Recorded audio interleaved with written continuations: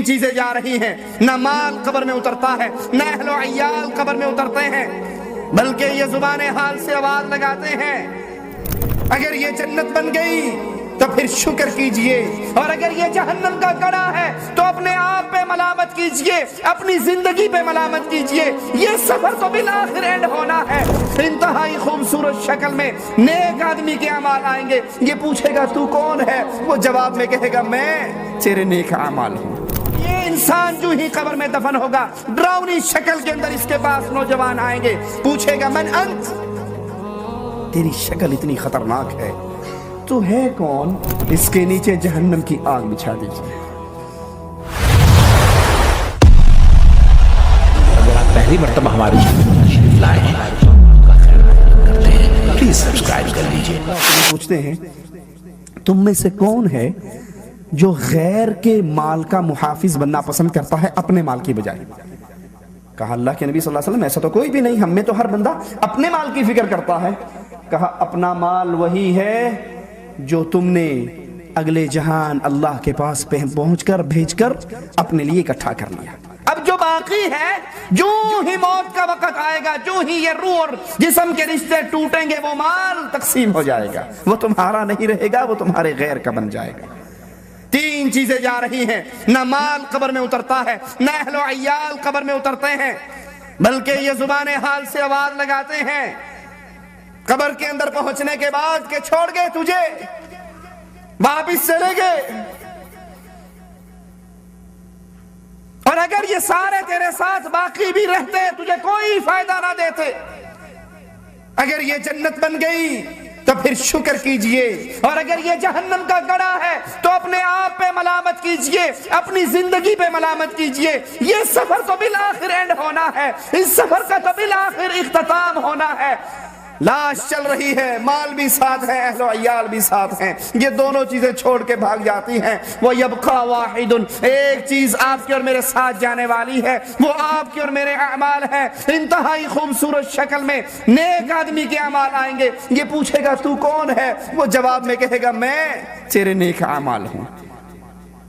فجر کی اذان ہوتی تو اپنے گرم نرم بستر کو چھوڑ دیتا، تو کتنا ہی اہم کام کر رہا ہوتا، حی علی الصلاۃ کی آواز سنتے ہی اپنے اس کام کو بند کر دیتا۔ یہ نہیں کہ کوئی بات نہیں، ابھی انڈیا پاکستان کا فائنل میچ لگا ہوا ہے تو نماز اذان تو ہو گئی لیکن نماز بعد میں پڑھ لیں گے، پہلے یہ میچ دیکھ لیں، پہلے یہ ڈرامہ دیکھ لیں، پہلے یہ لوڈو گیم چل رہی ہے اس کا اینڈ کر لیں، پہلے فلاں کام کر لیں، فلاں کام کر لیں۔ آپ نے اکثر دیکھا ہوگا ادھر نماز کھڑی ہونے لگی ہوگی، آپ کہاں جا رہے ہیں؟ اجی مجھے بڑا ضروری کام ہے، میں نے فلاں بندے کو ٹائم دیا ہوا، میں نے وہاں پہنچنا ہے، میرا اس سے موعد ہے۔ اللہ کے بندے، کیا نماز سے زیادہ ضروری بھی کوئی کام ہے؟ ہمیں سارے کام یاد آتے ہی تب ہے جب مؤذن کہتا ہے حی علی الصلاۃ۔ نیک بندے کے نیک اعمال خوبصورت شکل میں پہنچیں گے، یہ پوچھے گا من انت؟ تو کون ہے؟ وہ کہے گا میں تیری وہ نیکی ہوں جو دنیا میں کر کے آیا۔ پریشان نہ ہو، اس قبر کے اندر تجھے کوئی تنہائی، کوئی پریشانی نہیں ہوگی، میں تیرا دل بہلانے والا، تیرا دوست، تیرے اعمال تیرے ساتھ۔ آسمان سے آواز دینے والا آواز دے گا افریشوہ من الجنہ البسوہ من الجنہ، اس کے نیچے جنت کے لبادے بچھا دو، اس کو جنت کے لبادے پہنا دو، اس کے لیے جنت کی کھڑکی کھول دو۔ کیوں؟ ان قد صدق عبدی، یہ بندہ سچا، عقیدہ سچا، عمل سچا، کردار میں سچا، یہ اللہ کا بڑا پیارا، اللہ کا بڑا پیار کرنے والا، اللہ کا دوست ہے، یہ اللہ کا پیارا ہے۔ اس کے نیچے جنت کے بسترے، اس کے اوپر جنت کے لبادے، اس کے لیے جنت کی کھڑکی۔ اور اگر زندگی اس کے الٹ ہے، ٹائم پیس کمرے میں ہے لیکن الارم کتنے بجے کا لگاتے ہیں؟ صبح 7 بجے کا۔ کیوں؟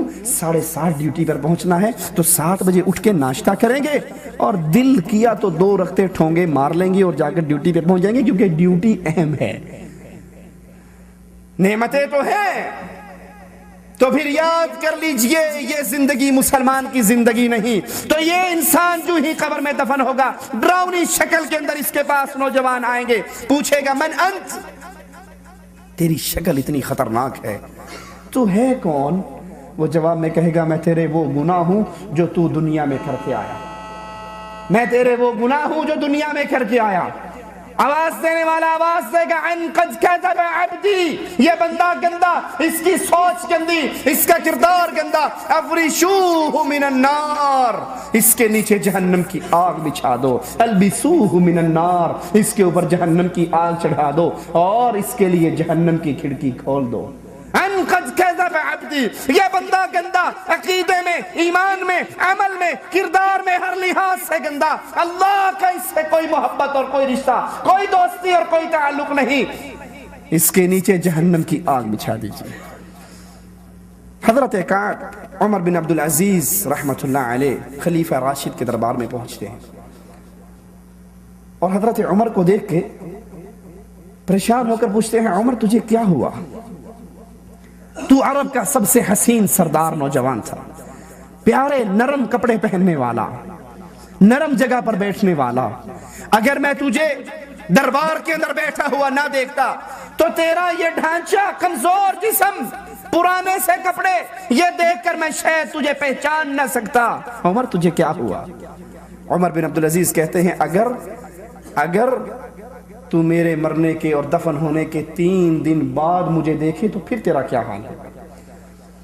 جب یہ آنکھیں بے نور ہو کے گر چکی ہوں گی، جب اس جسم کے گوشت کو جانور اور کیڑے کھا چکے ہوں گے، جب میری قبر، اس دنیا سے میرا تعلق ٹوٹ کے میں ہمیشہ کے لیے اس میں قبر میں قیامت تک کے لیے اس میں دفن ہو چکا ہوں گا، اگر اس حالت میں میری لاش کو دیکھے تو تیرا کیا حال ہوگا؟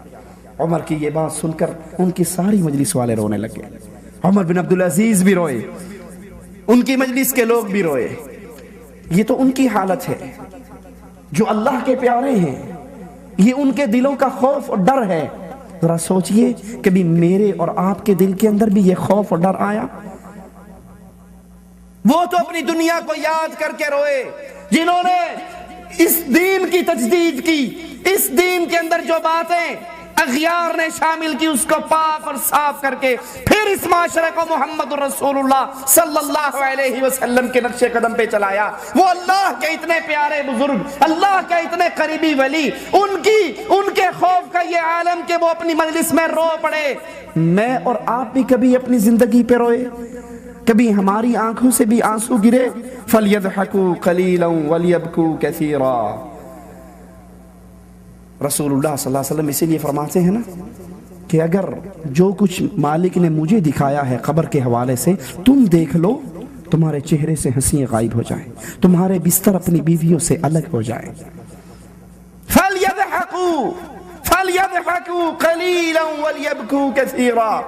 ہنسنا ہو تو تھوڑا ہنسو، رونے کا وقت آئے تو زیادہ رو۔ ذرا سوچئے اس آیت کو اپنے اوپر فٹ کر کے، ہنسی کے وقت ہمارے کہہ کے کنٹرول نہیں ہوتے، اور کبھی ہمیں تنہائی میں اللہ کے سامنے رونا بھی آیا، کیونکہ رسول اللہ صلی اللہ علیہ وسلم کا فرمان مبارک ہے اس آنکھ پر جہنم کی آگ کو اللہ حرام کر دیتا ہے جو آنکھ تنہائی میں اپنے رب کو یاد کرتی ہے تو اس سے اس کے خوف سے آنسو نکلتے ہیں۔ جزاء بما كانوا يكسبون، یہ بدلہ کس چیز کا ملنے والا ہے؟ قبر کے اندر بدلہ مجھے اور آپ کو کس چیز کا ملنے والا ہے؟ بما كانوا يكسبون، جو میں اور آپ اس دنیا کے اندر کر کے جائیں گے اسی کا بدلہ ہمیں اس قبر کے اندر ملے گا۔ یہ قبر کتنی خطرناک ہے؟ رسول اللہ صلی اللہ علیہ وسلم ایک شخص کا ذکر کرتے ہیں، اور وہ عظیم شخص جس کی وفات پر اللہ کے نبی فرماتے ہیں عرش کانپ اٹھا، جس کی وفات پر اللہ کا عرش کانپ اٹھا، جس کا جنازے کی نماز پڑھنے کے لیے 70,000 فرشتے آئے۔ صحابہ کہتے ہیں اللہ کے نبی ہمارے یہ ساتھی تو بڑے بھاری بھرکم تھے، بڑے بہادر کمانڈر جوان تھے، لیکن ان کی لاش تو بہت ہلکی ہے، ہم نے اس کو کندھا دیا ہوا۔ فرمایا نہیں میرے ساتھیوں، تم نے اس کو نیچے سے اٹھایا ہوا، اللہ کے فرشتوں نے اس کو اوپر سے اٹھایا ہوا۔ حضرت سعد بن معاذ رضی اللہ عنہ وارضا، کتنی بڑی ان کی شان، ان کی وفات پہ عرش کانپتا ہے، ان کے جنازے کے لیے 70,000 فرشتے وہ اترتے ہیں جو اس سے پہلے نہیں اترے، لیکن جو ہی ان کو قبر میں رکھا جاتا ہے قبر اتنا بھینچتی ہے، قبر اتنا دباتی ہے، قبر ان کے لیے اتنی تنگ ہو جاتی ہے کہ رسول اللہ صلی اللہ علیہ وسلم اللہ کی حمد و ثنا اور تسبیحات پڑھتے ہیں۔ صحابہ کہتے ہیں اللہ کے نبی اس سے پہلے تو آپ نے یہ عمل نہیں کیا، آج یہ عمل کیوں کیا؟ کہا تمہارے بھائی پر قبر اتنی تنگ ہو گئی، میں نے اللہ کی حمد و ثنا کی، اللہ نے اس قبر کو تمہارے بھائی پر فراخ کر دیا۔ رسول اللہ صلی اللہ علیہ وسلم فرماتے ہیں قبر بھینچتی ہے، قبر بھینچتی ہے، اگر کوئی اس سے بچ سکتا تو سعد بچتا۔ اس قبر کے لیے میں نے اور آپ نے کیا تیاری کی ہے؟